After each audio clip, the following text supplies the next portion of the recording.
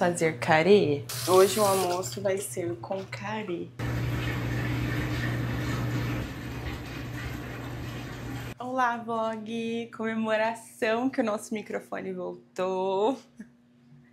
Yes! Como eu vou fazer um almoço diferente hoje, eu vou mostrar pra vocês. É a primeira vez que eu faço, mas uma amiga minha fez. Ela comia no Japão, quando ela morou no Japão, quando ela era criança. E eu me apaixonei por essa comida, que é o carê, que é uma carninha com curry japonês. E que vai cenoura e vai batata e cebola e a carne. Eu peguei 2 batatas pequenas, porque como a gente vai comer com um bowl de arroz, eu quero dar uma balanceada no carboidrato, sabe? Então a gente vai deixar quadradinho todos os legumes, mais ou menos tudo do mesmo tamanho. Refogar tudo, deixar cozinhar um pouco na água, porque é tipo um ensopadinho, sabe? E depois adicionar o carê diluído em água.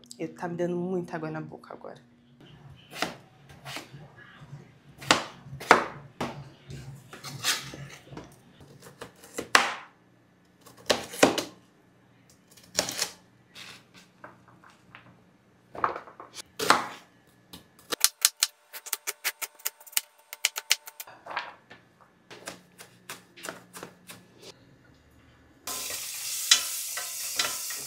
Eu não vou mostrar cortando a carne porque eu não acho nada aesthetic. Mas eu vou fazer com frango. Então, carê de frango.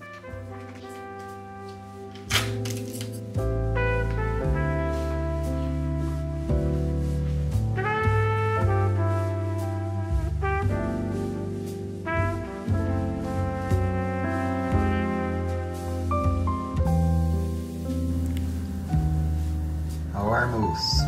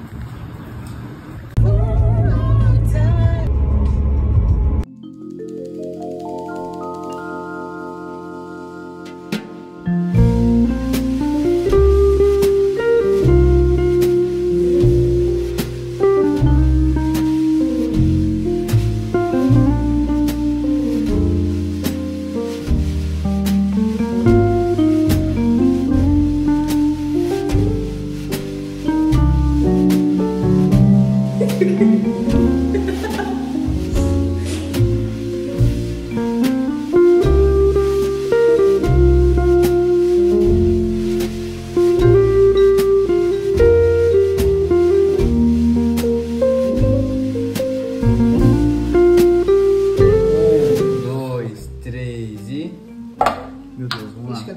Ralo, Ralo, rabo, rabo, lar, lar, lápis. sim. Não, lápis não dá. Sal, Sal, grana. Ah, achei tão legal.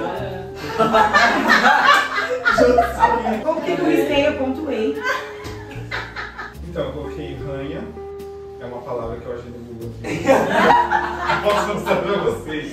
Pessoa que reclama. Mano, eu achei palinda.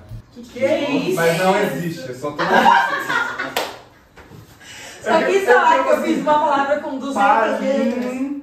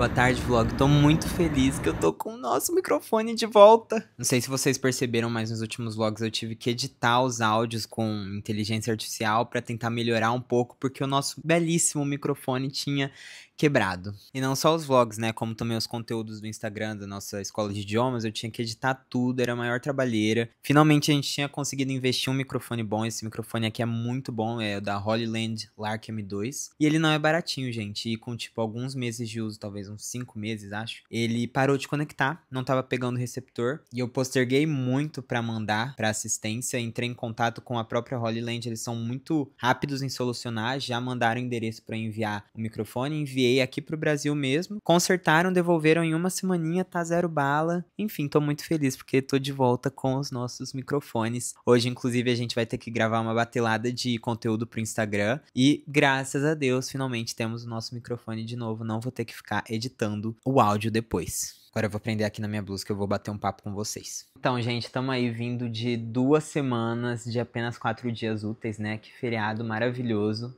Inclusive, fazia muito tempo que eu não falava aqui com vocês, né? Na semana passada acabei não conseguindo postar o vlog. Nossa, mas o feriado foi muito gostoso. A gente conseguiu estar bastante com a família. A gente foi almoçar, jantar nos meus pais. Eu, a Vitória e o meu pai finalmente terminamos Ruptura, porque a gente assistia com o meu pai. Eu assistia com o meu pai, na verdade, antes de casar. E aí a Vi entrou meio que na segunda temporada só, que aí lançou depois da gente estar casado. Então a gente esperava o meu pai pra gente assistir. E aí a gente acabou, eu e a Vi, não se aguentando, e a gente avançou 3 episódios de uma vez sem o meu pai. Aí a gente teve que esperar o meu pai assistir esses 3 pra gente finalmente os 3 juntos assistirem o final da temporada. E que final foi aquele? Agora nos resta esperar mais 3, 4 anos pela próxima temporada, né, gente? Que delícia. E aí, no domingo, veio um casal de amigos nossos lá de Araçatuba pra cá, pra Rio Preto. Eles chegaram no domingo à noite, aí a gente ficou aqui conversando na mesa.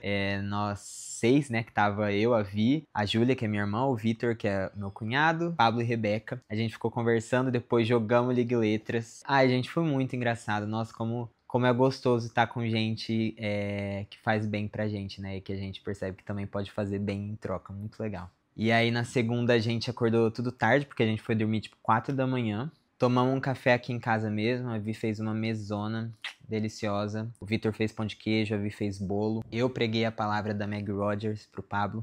E aí depois a gente desceu, foi em busca de um matcha que não tinha no lugar que sempre tem. Mas aí depois a gente foi, almoçou no Outback. E encerramos o dia tomando sorvete. Acabei esquecendo de gravar, na verdade. Clichêzão, né, gente? Estava muito presente no momento, esqueci de gravar.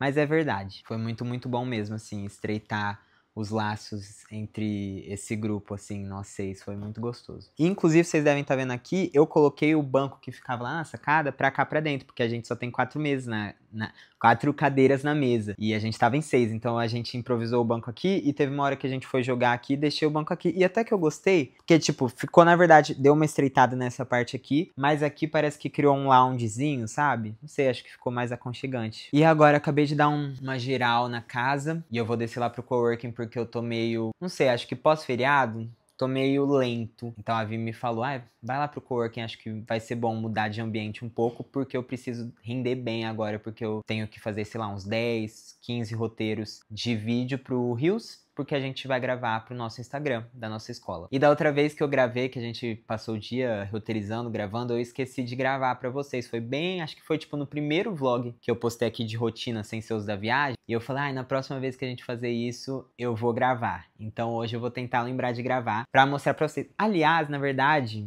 eu podia gravar esse processo da gente roteirizando, depois gravando aqui, tem que montar um monte de coisa aqui pra gente gravar, luz, câmera, softbox, aí gravar, editar. Eu poderia fazer um vlog só sobre, tipo, uma semana sendo criador de conteúdo, ou como é trabalhar com criação de conteúdo na internet. O que vocês acham? Em vez de colocar só no vlog de hoje. E eu sei que eu tô devendo também um vlog falando sobre a minha profissão de tradutor, porque aqui a Vitória Barbie Profissões, eu sou quem Profissões, entendeu? Muitas coisas. Mas é isso, agora eu vou parar de falar porque já são quase 5 da tarde e a gente quer gravar tudo hoje. Então, vamos lá.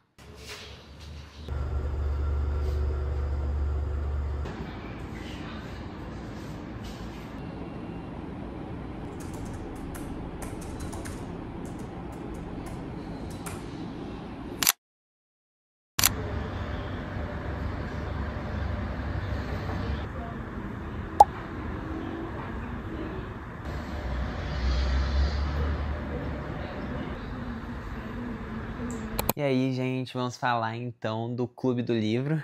Tô começando hoje a ler O Retorno, da Dulce Maria Cardoso, que foi o livro que vocês escolheram junto comigo pra gente ler juntos. E, gente, vou falar uma coisa verdadeira pra vocês. Eu tava com um pouquinho de preguiça de começar, porque e eu vi alguém falando isso e fez sentido, porque, tipo, a gente tem a nossa lista, por exemplo, de livros que a gente quer ler. A gente, eu digo, nós, pessoas. E aí eu tô com muita vontade de ler tal livro, só que nesse momento eu tô terminando o atual. E aí quando eu termino o atual, às vezes eu penso, tipo, o próximo que eu quero ler é X. Só que aí eu vou pegar o X e eu tô num momento que eu não tô com tanta vontade mais de ler o X, eu tô com vontade de ler o Y. E aconteceu um pouco isso, né, dessa vez. Então tava com vontade de ler o Retorno, só que quando eu acabei o que eu tava lendo e eu fui pro Retorno porque a gente já tinha combinado, eu fiquei meio com preguicinha, assim. Mas como a gente já tinha combinado, eu falei, bom, vamos lá. Aí eu peguei agora pra começar e eu tô me surpreendendo positivamente, porque eu tô gostando. Então já fiquei empolgado de novo com a leitura. Como eu falei um pouco nos últimos vlogs, né, sobre uma família de portugueses colonizadores que estão na Angola.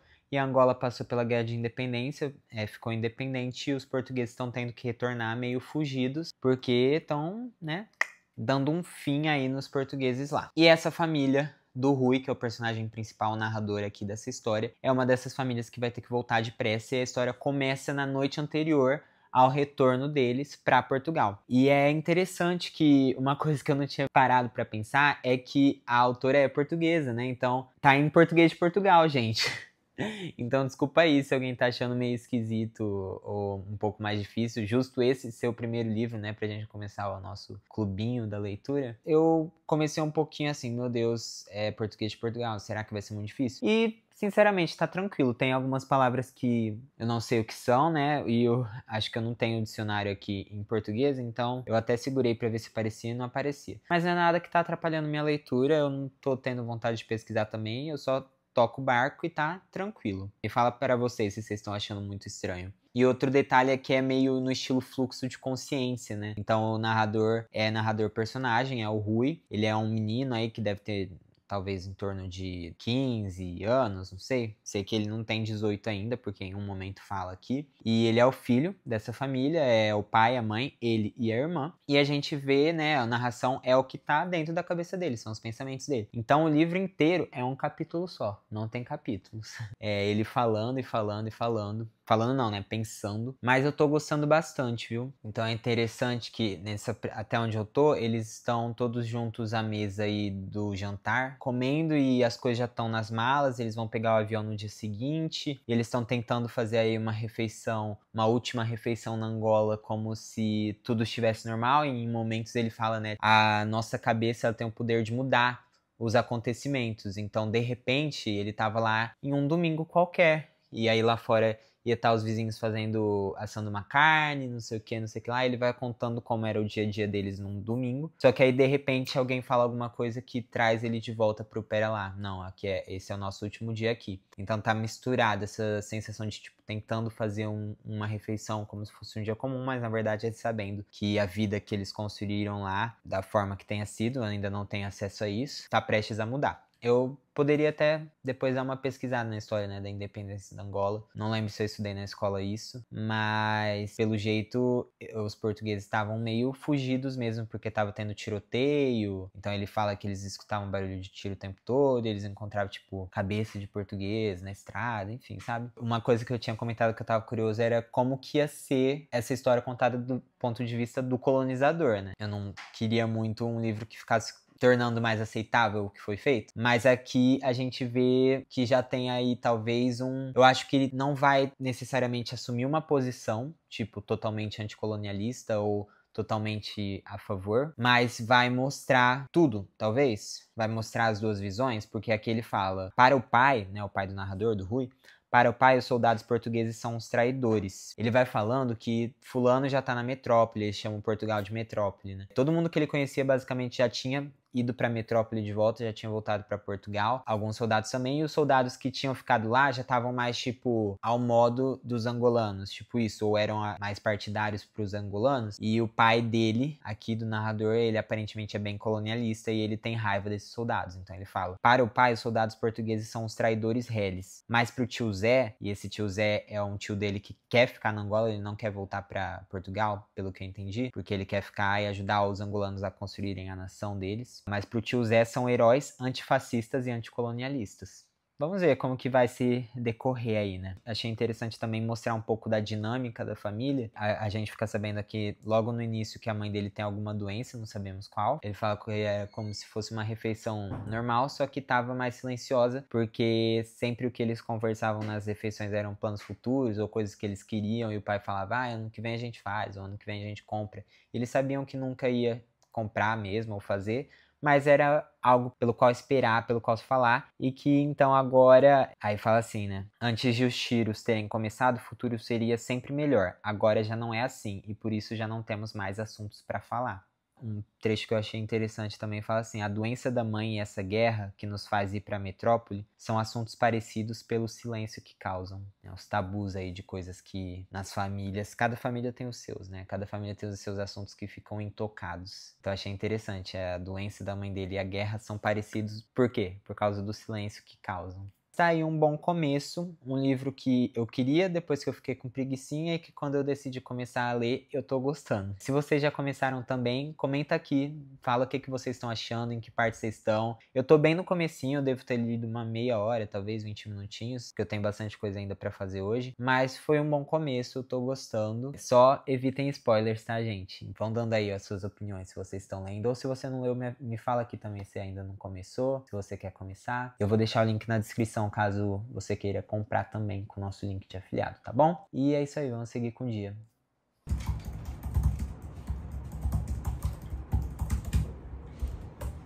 O during é o durante, só que acontece que ele tem ING e ele termina com ING e dá essa confundida.